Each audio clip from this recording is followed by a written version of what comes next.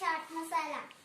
Ingredients: cornflakes, 1 chopped tomato, lemon juice, coriander leaves, 1 chopped onion, a pinch of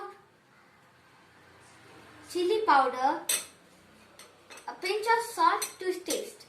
1 bowl and put all the ingredients inside.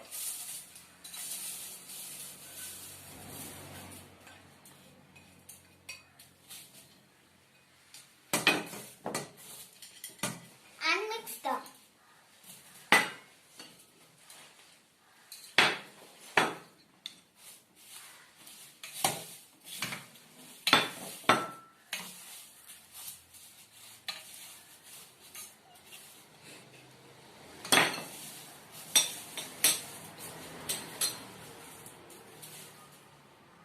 Put some salt and chili powder.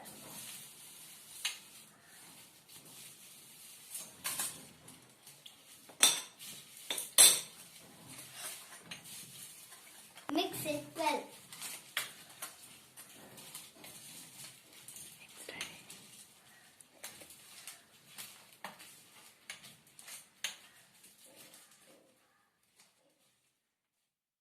It is ready, now we could serve.